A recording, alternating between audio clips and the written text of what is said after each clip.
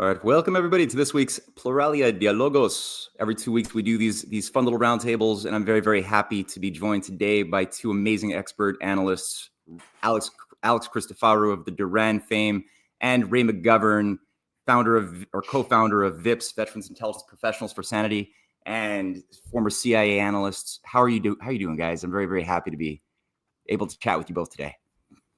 Thanks for inviting us. Thank you very much for inviting us, Matt. Well, there's a lot I'd like to throw at you guys and just get your take on certain developments. But obviously, the one on everybody's mind right now is the clash of the two systems. They're the two ways of thinking about shaping the terms of the new emerging security economic paradigm, which it appears, come about at some point sooner than later.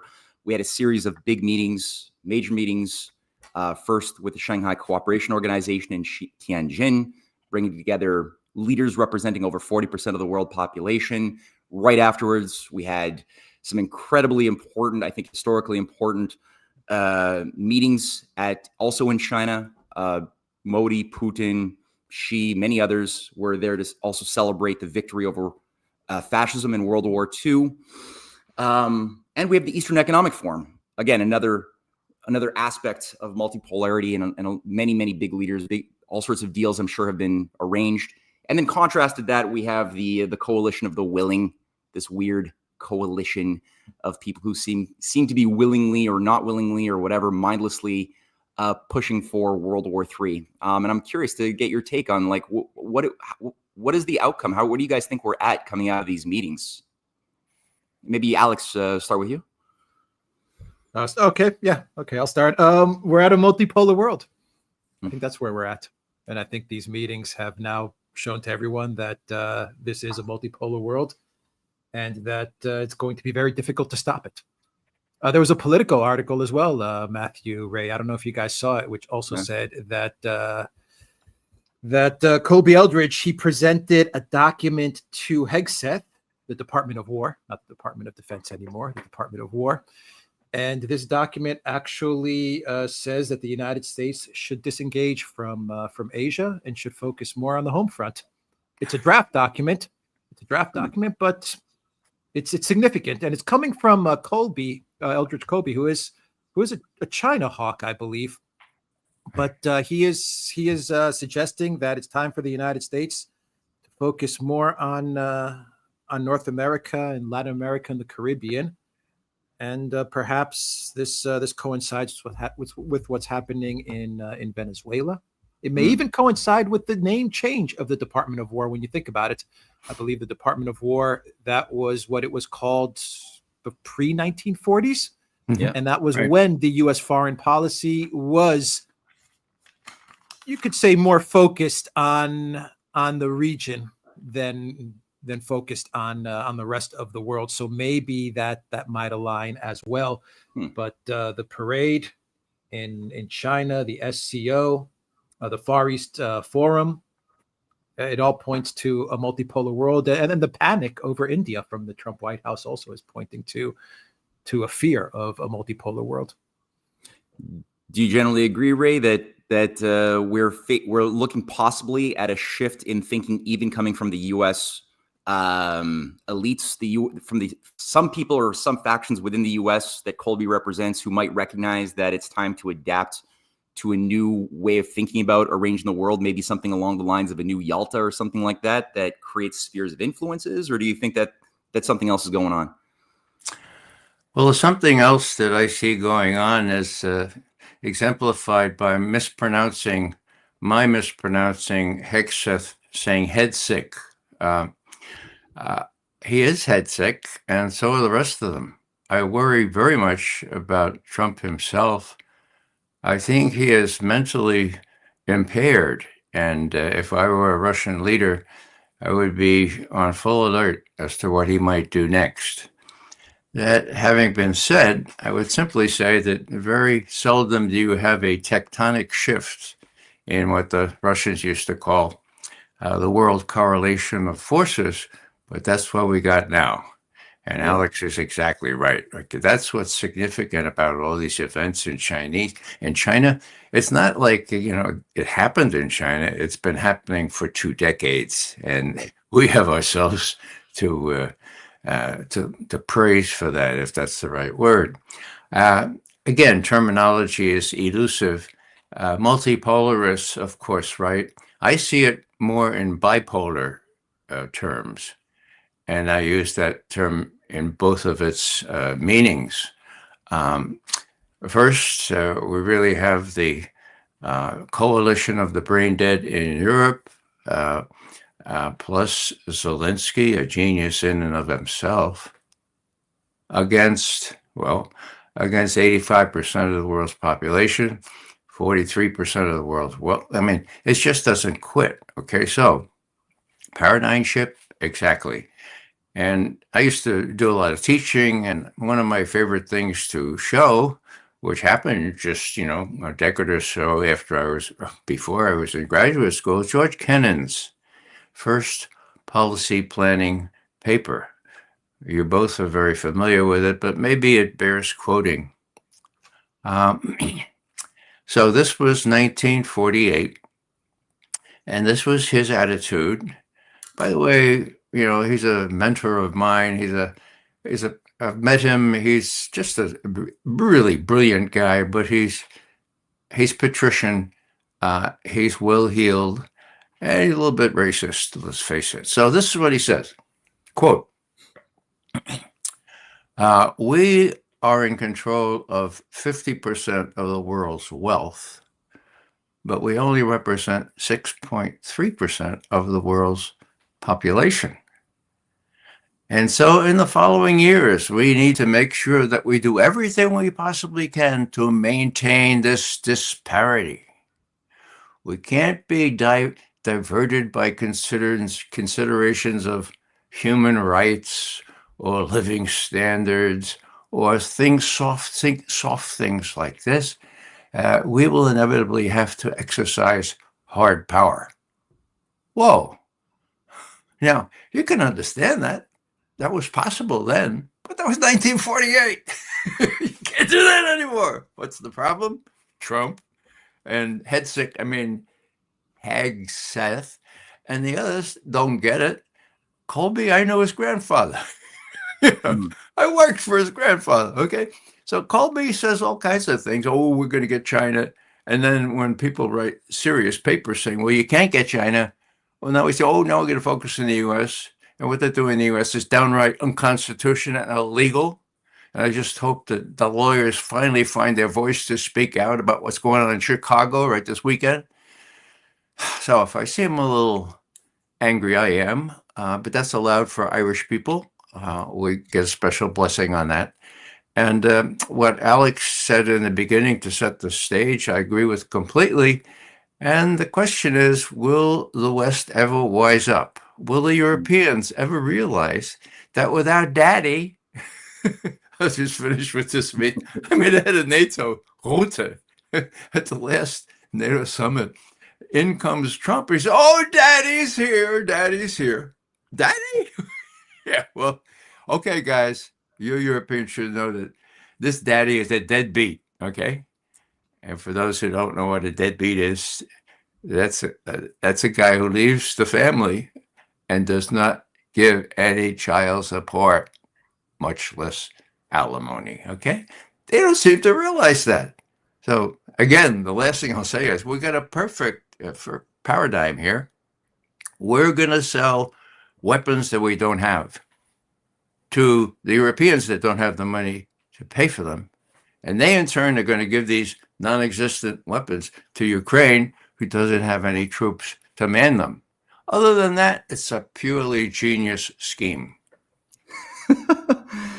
Yeah, on that note, I actually had a little video that I picked up on that I think you're referring to, where Hegseth made a certain set of a certain announcement, used a certain type of language that concerns me, and I'm sure it concerns you guys too, because we all have our hearts set towards the hope of a multipolar world, and I believe that that's generally the orientation, and it seems like an agreement has indeed been reached to adapt to that But what that means is not the same thing for everybody who says the words. Right. And if that means, in my mind, my concern is if that means just imposing a fascist regional empire in North America while, we wait for a little while longer, maybe in a couple of generations, we could subvert ultimately Eurasia and East Asia or whatever in some Orwellian formula, then that's not so good. And I'm just going to play this little short clip by Hegseth, which is weird. We're going to go on offense, not just on defense. Maximum lethality, not tepid legality.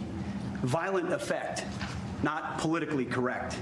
We're going to raise up warriors, not just defenders. So this War Department, Mr. President, just like America, is back. Some neocon beatnik spoken word there. So what does it take? Do you think that this is just these are just like words to placate some of the neocon-minded Hobbesianists that Trump and network have to deal with, or is this possibly a sign of more invasions of places like Venezuela? Venezuela's on red alert right now, or at least that's what they're putting out publicly. Civilians did seem to get possibly killed in this recent attack on a speedboat that was apparently filled with narco drug runners. No evidence of that. What do you guys think? What do you think, Alex? Don't forget Greenland, Matthew. Right. Oh, yeah. Right. If we're talking about spheres of influence, we're not only talking about Venezuela, we're also talking about Greenland, right? Right. So I wouldn't be surprised if that comes back into the news because it's been forgotten for the past couple of months. The Trump administration, it seemed like in the beginning, they were focused on spheres of influence. That's how it looked.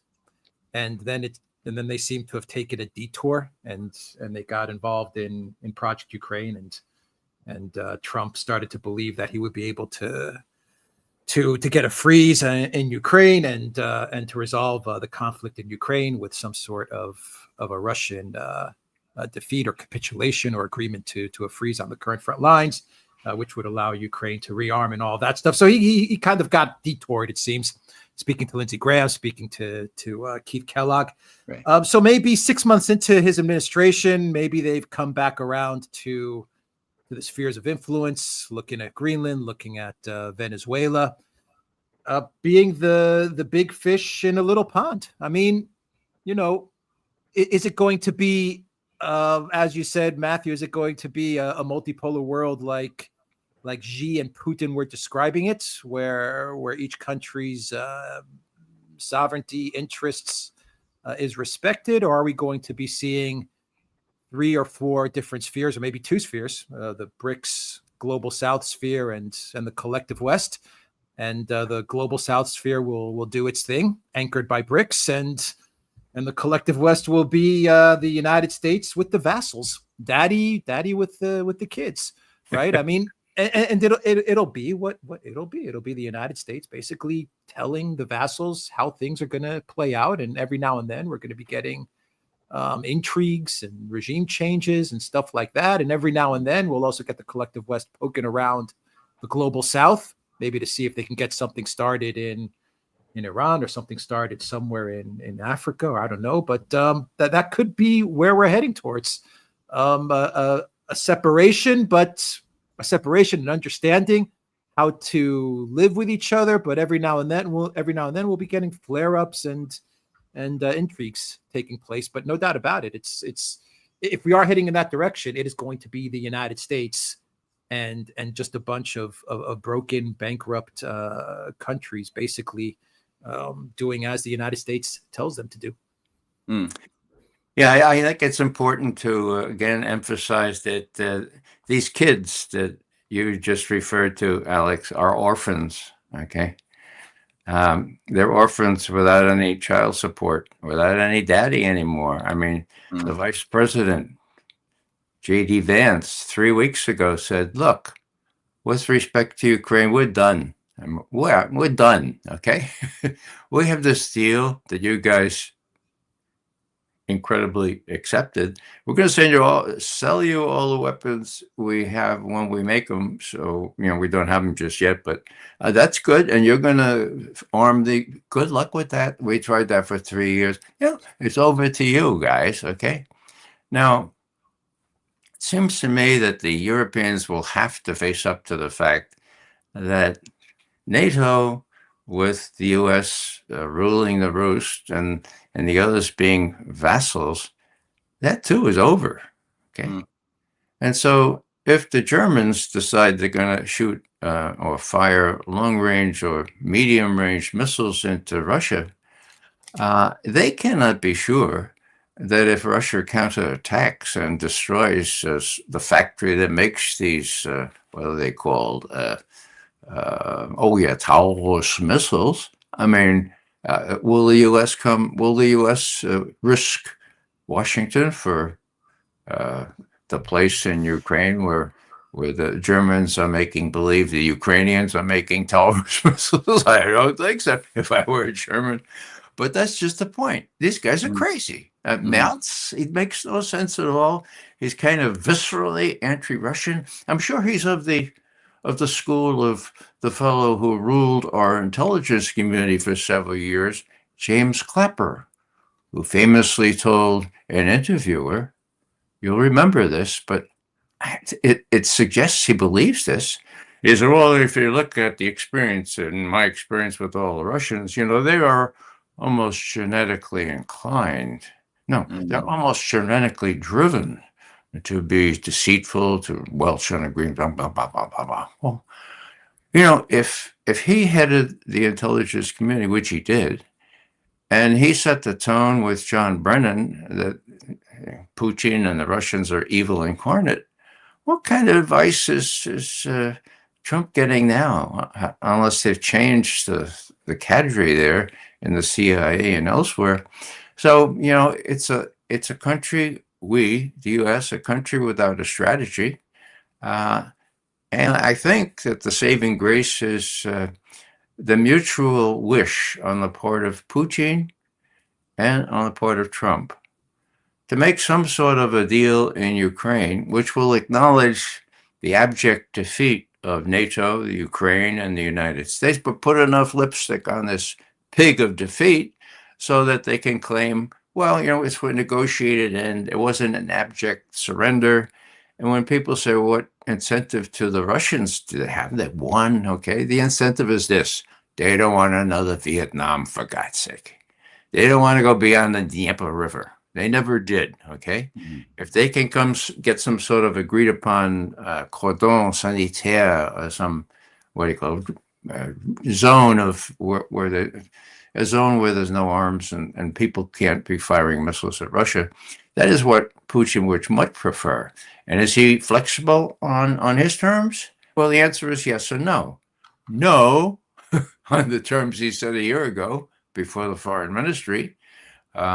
And yes, in terms of little fringe things like the Diesa, or in other words, Putin and Lavrov have already said, we've shown some flexibility in Alaska.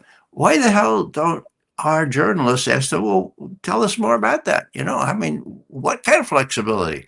They would say, of course, we're not going to talk about that in public, but that in itself is something that Trump, if he has any sense at all, will pick up on and be able to get the hell out of Ukraine. He keeps saying it's not my war, it's Biden's war. I want to stop the killing. Well, those are laudable aims. They're completely credible. This would be a smart thing for him to do, but he's got all these rednecks, all these neocons and folks like Hedsick, to deal with. Yeah. Well, and that gets at it's hard to wrap the mind around the strategy being deployed right now by so many of these very shallow-minded personalities or shallow personalities that are positioned into such stations as we find with Ursula von der Leyen and Macron and Kaya Kallas. Kaya, don't forget Kaya. My God, right? Where do they get these people? What kind of low-quality talent show do they pick these people up? No, it's weird, and yet they do seem to be doubling down with messaging saying that troops will be supplied. Macron and Starmer at different times are saying that they're going to supply troops. In some cases, it's going to be to expand even more aerial weapons to Ukraine and so many things like this. But as you pointed out, there's the U.S., which is promising to provide those weapons for purchase. There's a lacking there. There's a lacking of means to pay for these things. They're already economic basket cases. They've destroyed themselves on an energy level as far as having access to affordable Russian gas and oil. That's difficult. So what are they actually thinking? Are they thinking about just confiscating the Russian frozen assets and turning that into money to buy these weapons and to provide them? And also, does that not mean, as Putin said very explicitly, that if troops were to come in from Europe more, overtly than we've already seen, then they would be legitimate targets for attack, even if they were so-called serving some peacemaking issue? Doesn't matter. Is that not just accelerating the ultimate destruction of Europe? So what do you guys think of this insanity? How do you make sense of this? Alex, maybe. Oh, okay. Ray. Go ahead. Ray. Now, I was just going to say there's one word that's been overused. Okay. Incredible. Yeah. Well, Trump, he did incredible. This Pete Hegseth is an incredible incredible. That's one meaning. The other meaning is more literal, and that is unbelievable, insane. And I think it applies to how the Europeans are acting, the decisions they're making. And, the Russians can't be sure that this insanity might translate into actual actions with trying to send some troops into Western Ukraine. My God. So I think that since they are incredible, unable to be believed, and incredible in the sense of not statespeople, especially Ursula and Kaja Kallas, but the Russians can't take this as just rhetoric. They say, well, what the hell is going on here? And how prepared do we have to be? Can Trump restrain these guys? Well, that's a big question, isn't it? I'm not quite sure he can. Mm-hmm. You generally, yeah. Ray's 1,000% right. The fear that I have with the Europeans is that they're so incompetent and they're so desperate and delusional that they'll do anything to keep the United States in Europe. To me, that's what Ukraine is for the Europeans. I don't think they really care about Ukraine anymore.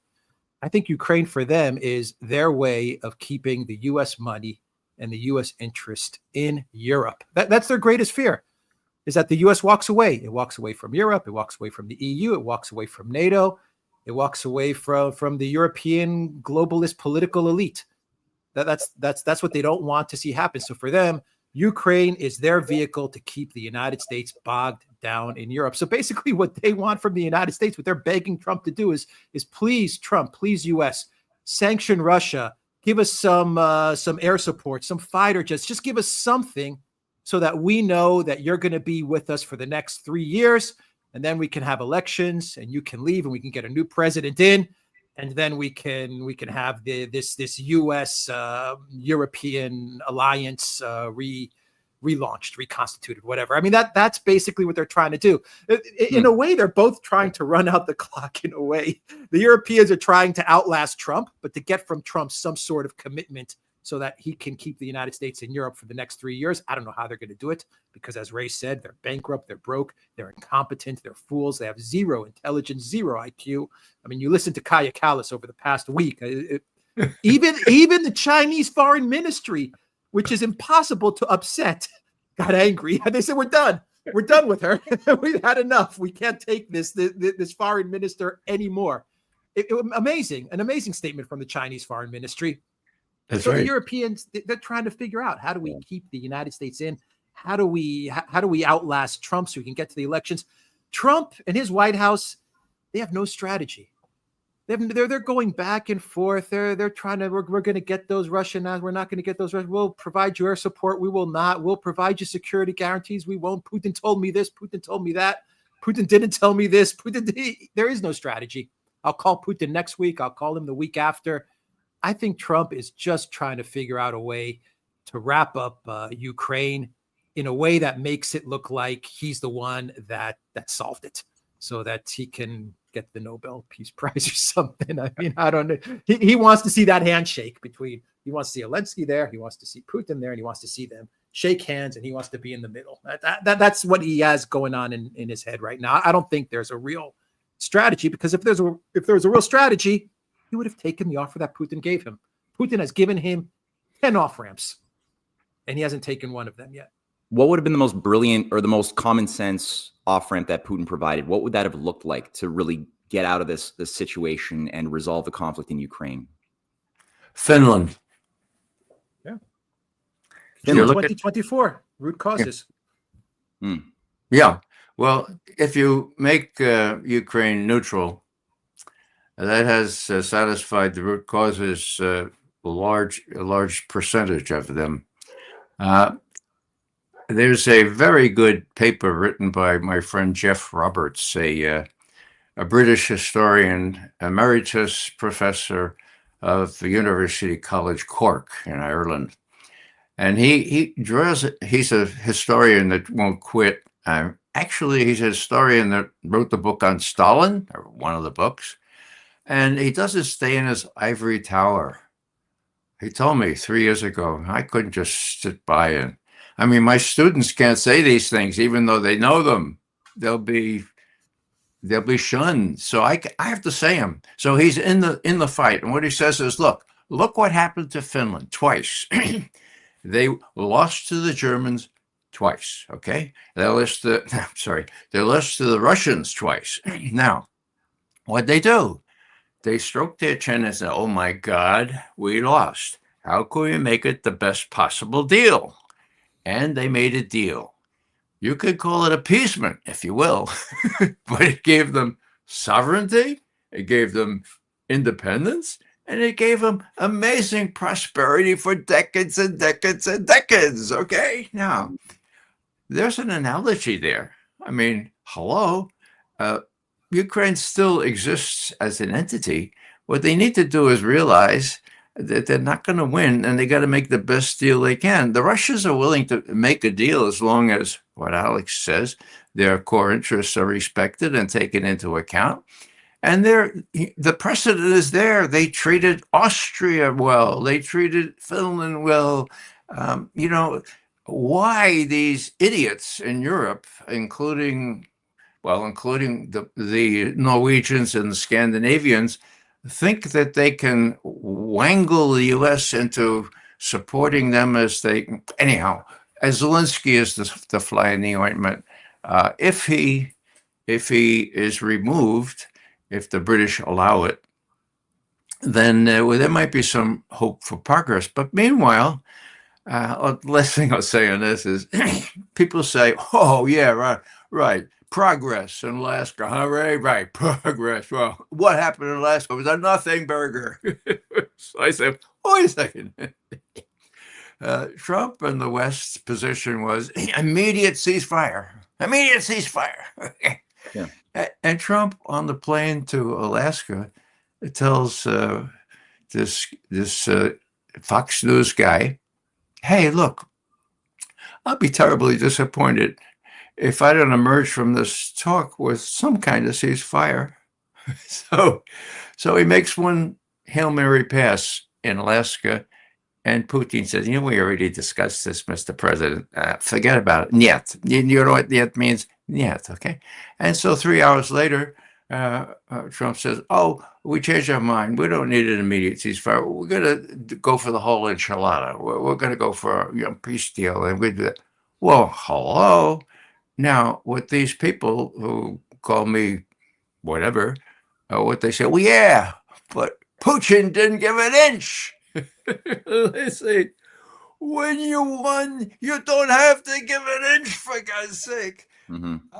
You hint that you have some flexibility, which is precisely what the Russians have been doing, but it really is up to Trump and whether they can face down these head sick people and others to get his own policy. I would just want to add about Venezuela.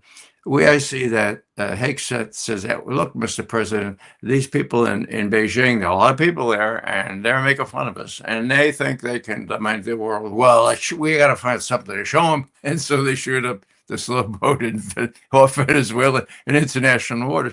It reminds me of the 82nd going into the little island of Grenada after 240 U.S. troops had been massacred in Lebanon, okay? There's something you have to do right away to give the impression you still have some power. And so we were treated to this exhibition off the shores of Venezuela, my God. Even the press, some of the press, are looking into that and saying, well, what was this really all about? Yeah. On the issue of, just Kalas, I was just thinking about that a little bit. And I pulled up a video as you had spoken before. I knew that I'd seen this thing. But I feel like to get a proper resolution of the issue in Ukraine does ultimately require a long-term thinking of how do you resolve these historic lies that have been able to somehow permeate transgenerationally about what World War II was all about. And it seems like, Kalas just demonstrated the most insanely strange revisionist relationship to what the story of World War II was. And I just got to play this just because, and I know you guys have probably seen this, but people watching might not have seen this. But I'm going to play this first, and then I'm going to ask a question. What was interesting, that Russia was addressing China, like you and like Russia and China, we fought the Second World War. We won the Second World War. We won the Nazism. And I was like, okay, that is something new. But then you can see, first you can, if you know history, then it raises a lot of question marks in your head. But I can tell you nowadays people don't really read and remember history that much, which is that, you can see that they buy these narratives. What the hell was that? What are they teaching to kids in Estonia? So it seems like this is endemic of a big problem of how leaders and a certain chunk of the population in Eastern Europe, but Europe more broadly, is thinking about World War II. How could they not know that Russia and China carried the heaviest of lifting to stop fascism? What's being told to these guys? How do they have this view that somehow did Finland and Estonia do it? Did they defeat Nazism? Are they happy that Nazism was defeated? Maybe are they subtly not actually happy that Nazism ended the way it did? What do you think about this stuff? Well, she's Estonian, right? Yeah. What do the Estonian history books say about World War II? I mean, and she got a fellowship or scholarship first to the University of Tallinn, A&M, and they didn't have much history there except what was in the elementary school history book. So look at the way she presents that. She really believes this. So I think so. I mean, either that or she's a really good actress. My God. And that's the kind of people, just so people remember, she's the foreign policy chief of the European Union, okay? Handpicked by Ursula von der Leyen, who I think is on her way out because people are beginning to say, my God, we ceded too much authority to the EU. This was a big mistake. Let's recapture our own sovereignty from it. So she is, the exemplar of what's wrong. Merz is not very different. Macron on occasion, Starmer. All of these guys are on the British government just rejiggered themselves yesterday. It's incredible. That's the word. It's incredible. It's hard to believe, but it's happening. And all I can do is thank the felicitous fact that we have people who are calm, cool, and collected in places like the Kremlin and in Beijing, because they're willing to watch and they're willing to wait, and they see things in longer range terms. The Russians are going a trit by a trit by a trit in Ukraine. And the ball is really in Trump's court as to what kind of deal he wants to end up with, or the Ukrainians end up with in Europe. And he has to fight off lots of folks in Washington and in the coalition of the brain dead. Yeah.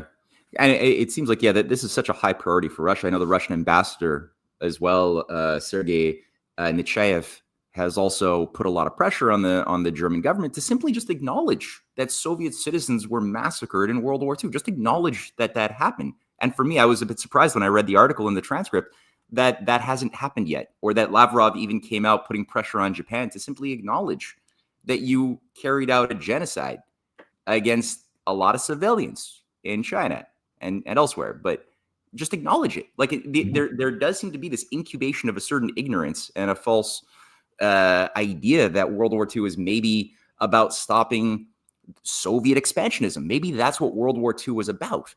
And maybe, the Nazis weren't great and Japanese fascists weren't great, but not that bad compared to lesser evil compared to big bad Soviet expansionism.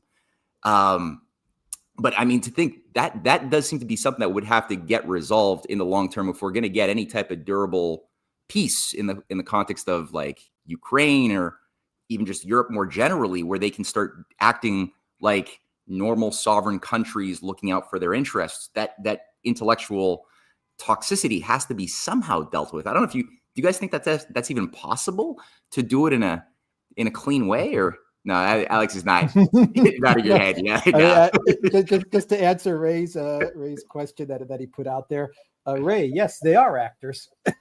they really are actors, right? I mean, Macron, actor, Trudeau, right. Once upon a time, Trudeau, right. Actor, Zelensky, actor. I mean, these people are actors. They really are. Right. So, I mean, that answers that question.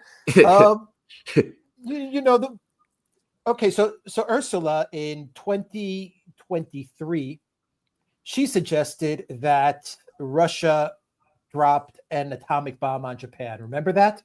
Yep. Chat knows this. Chat remembers this. I think you guys remember that speech I do. That she gave. Yeah. Now this has been going on for a while now. That exactly what you said, Matthew. They're trying to rewrite the history of World War II. Now Ursula, she knows what happened. She's not the sharpest knife in the drawer, but she knows who dropped the atomic bomb, right? But she's being manipulative, just like when she talks about the Russian economy is in tatters and all of these things. I mean, she understands that she's wrecked Europe. She understands that Russia is winning and is going to win, but she's being manipulative. Kaja Kallas actually believes what she says. So Ursula put her in place because, I mean, what you have is you have a very low intelligence leader of Europe, the European Commission president, who's very low intellect, appointing people who are even lower in intellect. So, I mean, you're going to get Kaja Kallas, who actually believes that World War II resulted in what she said in that video segment. I mean, she believes it. You can tell that she believes what she was saying. So, in order to resolve this issue, you're going to have to get a way to, I was going to say vote these people out, but you can't vote out Ursula von der Leyen. You can't vote out Kaja Kallas. You can't vote out Costa. They're accountable to nobody. No one votes them in. No one can vote them out. And then when you talk about voting out people in EU member states, prime ministers and presidents, Romania, anybody? Romania? You had a guy who was going to win, Georgescu. Whatever you feel about Georgescu, I've heard both sides of the arguments. Like him, don't like him, doesn't matter. He was on the way to winning. Yeah. And winning in a fair election. But he wanted Romania not to be involved in Project Ukraine. That was it. Yeah. He wasn't talking about removing Romania from NATO or anything like that. He was just saying, look, we just want out of Ukraine. We're going to be like Orban. Right? We don't want to deal with this. And we saw what happened, Russian meddling and TikTok advertisements and stuff like that. And so you ended up with 3 votes and they got their guy in place in Romania. Now no one even pays attention to whatever his name is, Dan, his last name, right? Whatever. They got their person. Romania's now been pacified. We got our NATO base, which is going to be built. We're going to be able to do whatever we want in Romania. It's done. So even voting them out, Macron's at a 15% approval, Stammer's at an 11% approval, and they still won't leave. They still won't leave. You have an 11% approval. It's like going to a party and 90% of the people hate you. And you I would get my coat and leave. I would be like, you know what, guys? My mistake. I should not have come to this party. Sorry about that. I'm out of here. Call That's it where they're Uber. staying. Yeah, call it they're staying. Yeah, it just shows such disdain for the people, right? And that's what makes this the language of democracy this, democracy that, and chastising big bad authoritarian regimes. It makes it so unpalatable and disgusting because they're just showcasing in their actions that they don't give a crap about democracy. They have a disdain for the people and what the people actually want, which is nobody wants World War III. They want to. People generally just want to have a good economy, a good life, some stability for their kids, a future to look out for, a place to vacation. They don't want to have all of the things that are being imposed onto them by this free and democratic rules-based order West. One thing, Matthew. Yeah. On that point, I remember when Annalena Baerbock actually said at an event, "We don't care what the voters want. I remember that. We're going to do whatever we want to do in Ukraine." She said it. We don't care what the voters want. Of course, now she's living her best life in New York City, posting Instagram videos, hailing taxis and getting into a cab as she's smiling and writing in her little notebook, which says "better days" or "better thoughts" or whatever it says. And she's super happy to be the president of the UN General Assembly, Annalena Baerbock. She wrecked Europe. She wrecked Germany. She wrecked Ukraine. What happens? Go to New York, live in a nice apartment paid for by the German taxpayer, do your little Instagram videos, and you're going to hang out in the UN. Yeah, and that's not even a new thing either, right? Like you go back even to Ireland, and when the Lisbon Treaty was being pushed, and Ireland did a democratic vote saying, no, we'd rather not, go in this weird path of creating this European Commission, and we'd rather not do that. We want to keep our sovereignty. And they were democratically told, you voted wrong, do it again and get a better result that's satisfying to your overlords. And they did somehow, or it happened. And again, it makes me wonder, like, was this European Union project, is there any way to get back to sovereign nation states of Europe once again? Or was this thing designed to just implode and like nation strip and create this self-cannibalizing system of chaos? Or can they get out of that? Is there any way that, realistically speaking, I know we have some elections in Germany, the AfD party is very popular, but at the same time, candidates are strangely dropping kind of dead for the AfD party. I don't really know about that. It does seem like there is a desire to live, but is there enough of a desire to live right now in Europe? What do you guys, I know Alex has an additional vested interest because you live in Europe, but what do you think? Is there any way out of this? You want to go first, Ray? What do you think? Let me talk. I'll just talk about elites, okay? Everyone, as you just did, Matthew, should make a distinction between the people and the elites. Even Putin and Lavrov are very careful to do that, to say it's the elites that are screwing up, not the people in the West. And even though the elites are that way, we're willing to deal with them, says Putin, every chance he gets, okay? So that's interesting. But, I remember my Irish grandmother talking about this issue when I was going out to caddy my first job on a golf course. And she said, now you're going to be meeting the upper crust, Raymond. Do you know what the upper crust is?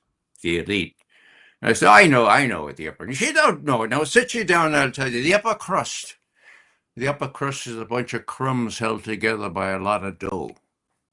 A lot of dough. Okay. And they're held together.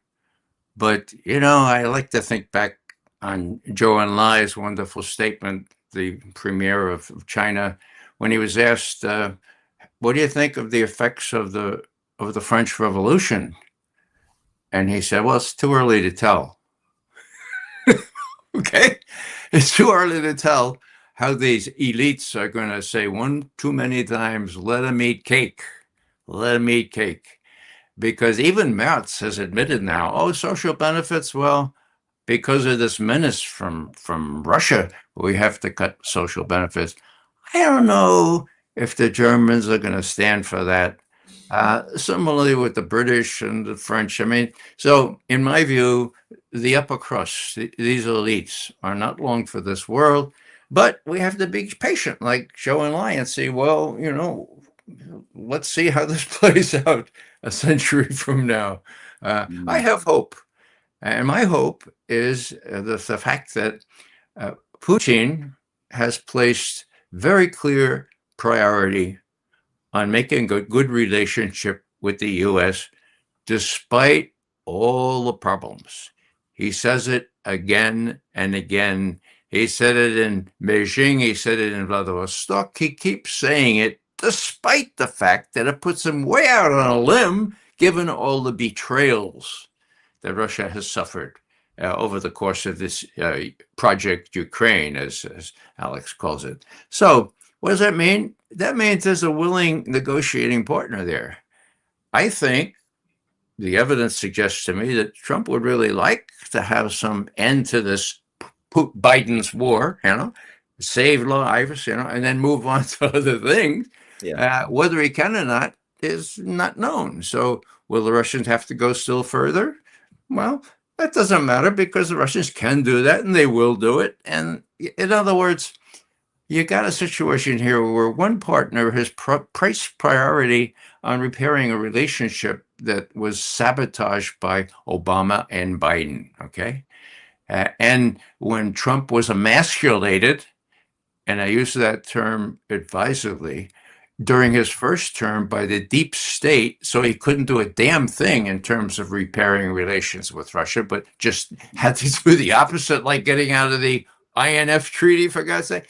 Anyhow, I go on too long here, but I think if Trump is able to face into all these challenges, and they're considerable, and not least of which is the deep state itself, he has thrown the gauntlet down very loudly with allowing Tulsi Gabbard to expose what really went on during his first term and before he got elected.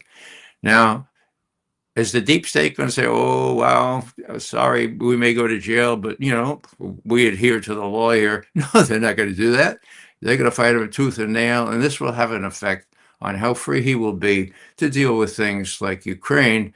There is a mutual effect there, and it's I'm finding it almost incredible that Tulsi Gabbard has thrown down that gauntlet so loudly, so personally, to the point of saying James Comey, the former FBI director, and John Brennan, former head of CIA, Clapper should be in jail. Okay.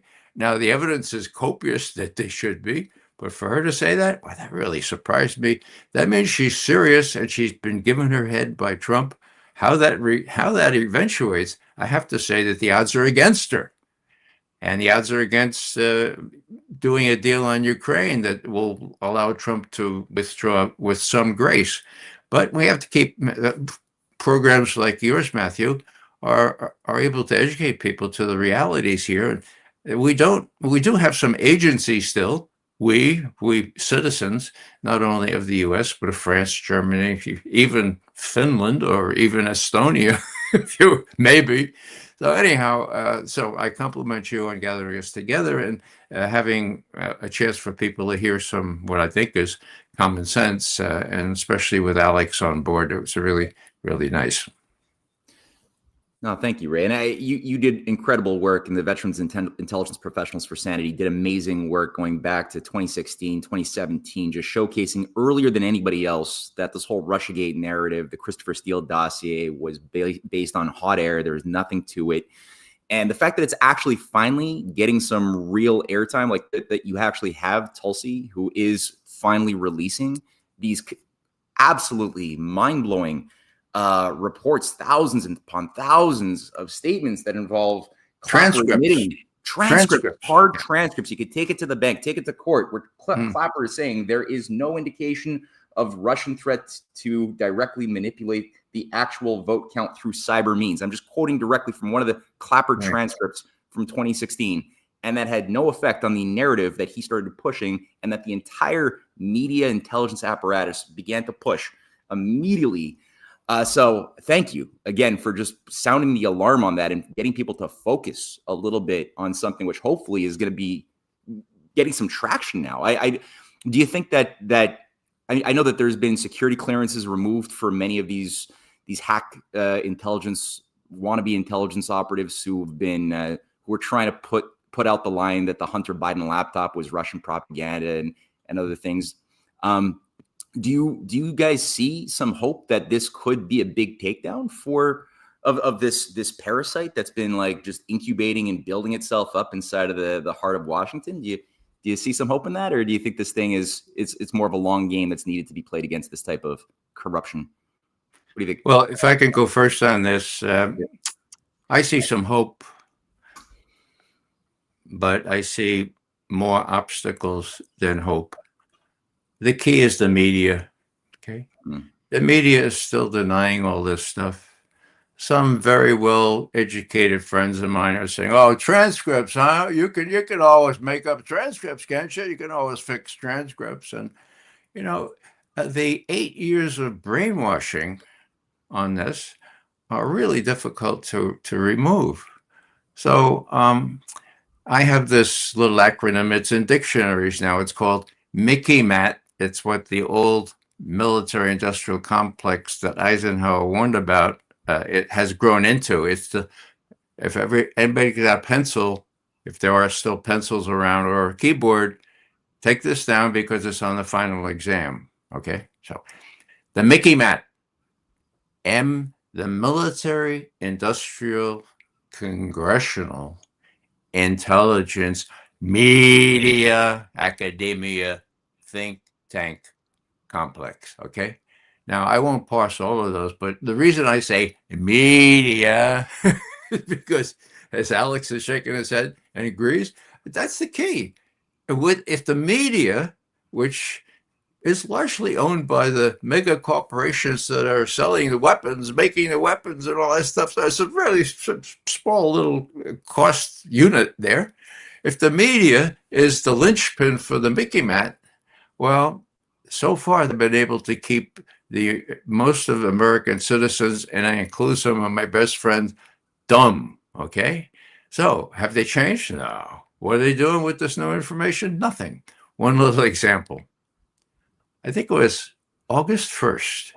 Tulsi Gabbard let out exchanges between a deputy national intelligence officer and the various people she tried to blow the whistle about Brennan forcing people to sign on to this specious intelligence community assessment of 6 January 2017. Chapter and verse. She went to all different kinds of oversight committees and inspectors general, and also she couldn't get the time of day, okay? And Deputy National Intelligence Officer is about as high. I was one of those at one point, okay? So what happens? Well, Tulsi puts all this stuff out. Kit Clarenberg writes a really good article about it, and then nothing. So, yeah, let me add this. So I live in Raleigh now, and I hear that Senator Mark Kelly is coming down to talk to veterans in Raleigh. I'm a veteran, okay, so I get a wangle a ticket here, and as luck would have it, I sit in the front row.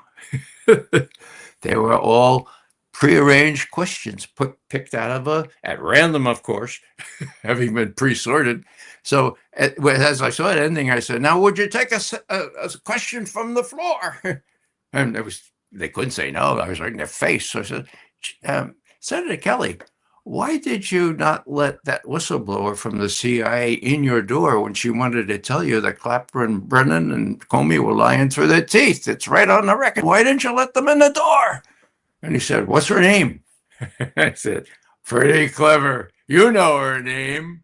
I'm not allowed to know her name." He said, "Oh, well, I could get her name." I said, "Well, why haven't you asked so far?" Anyhow, it deteriorated, and it turned out to be the last question, and I turned out to be, once again, the skunk at the picnic. But these people are just incorrigible.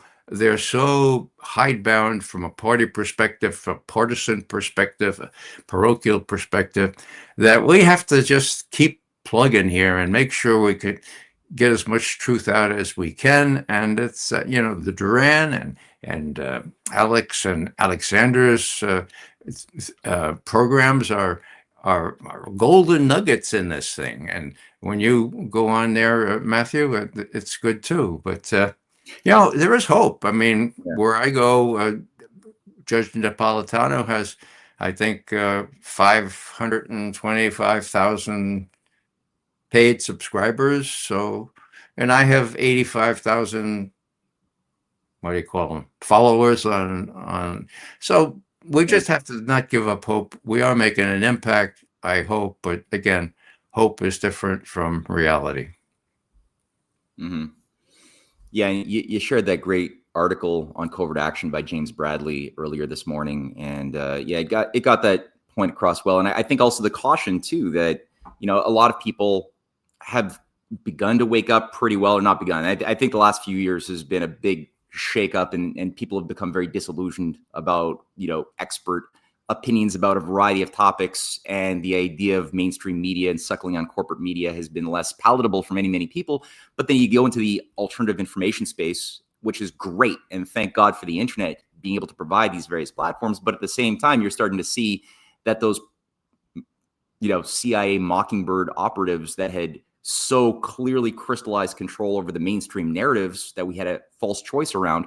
What type of bomb do we want to use to destroy a country? Do we want to overthrow a country by bombing or by regime change through a Soros democratic movement?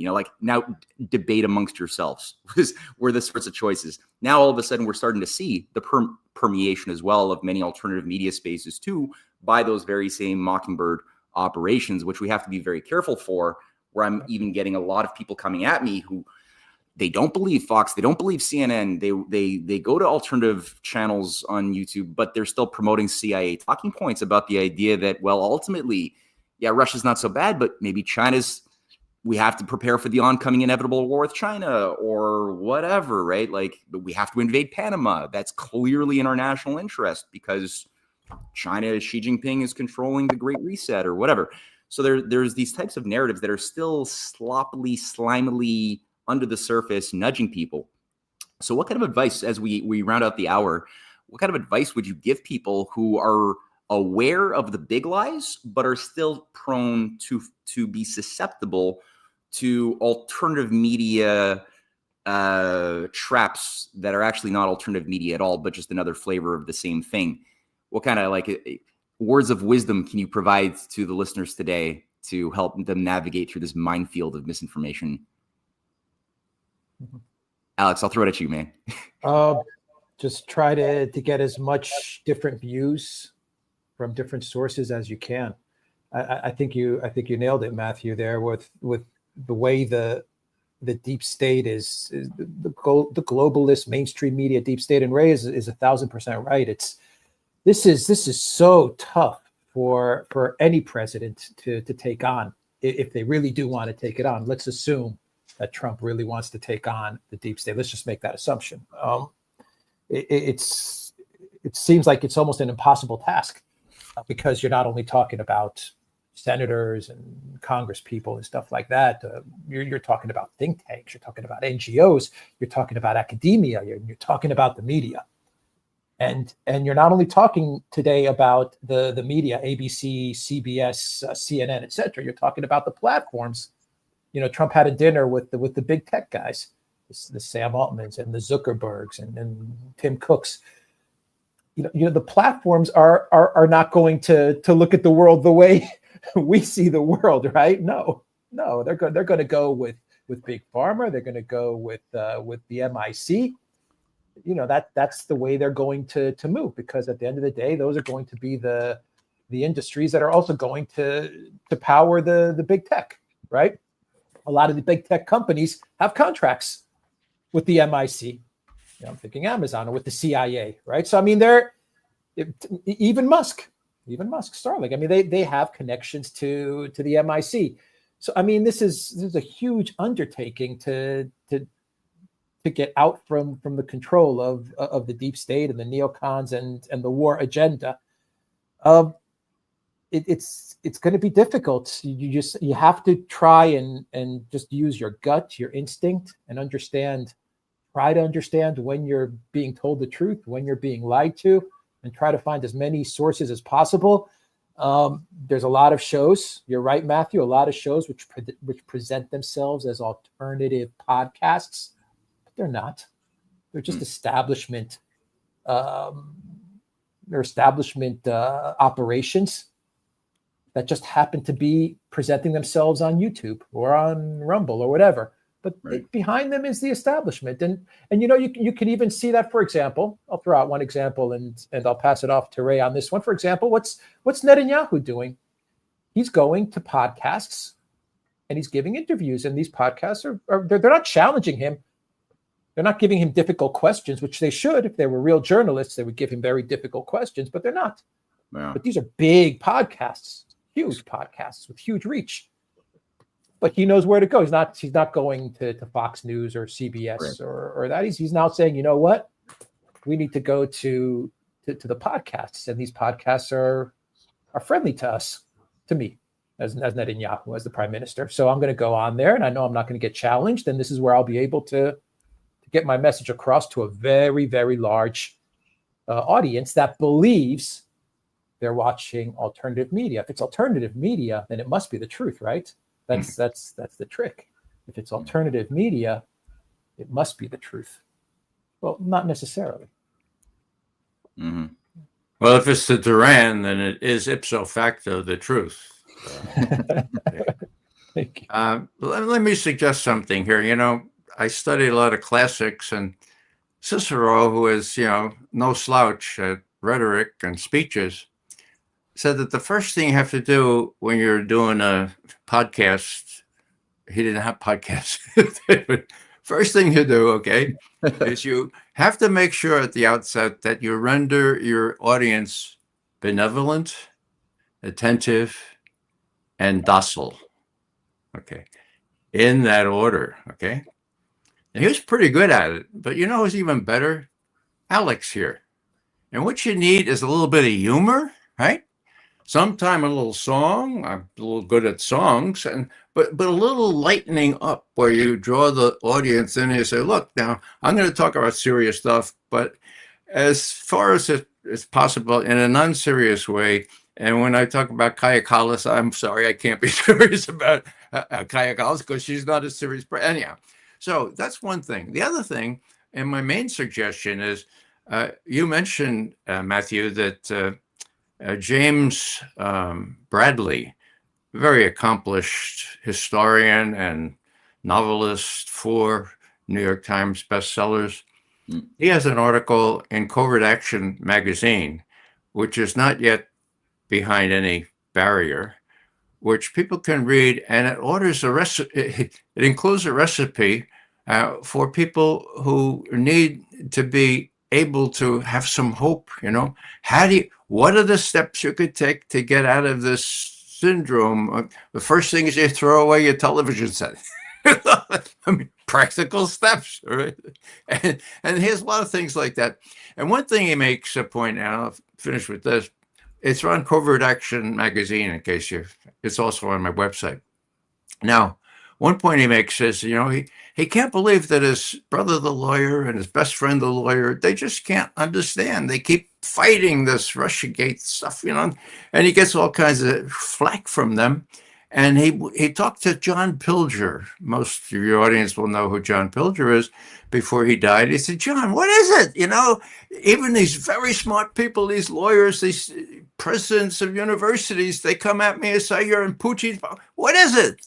And Pilger says, do you not know, James, that the highly educated people are the most easily brainwashed? Did you not know that, James?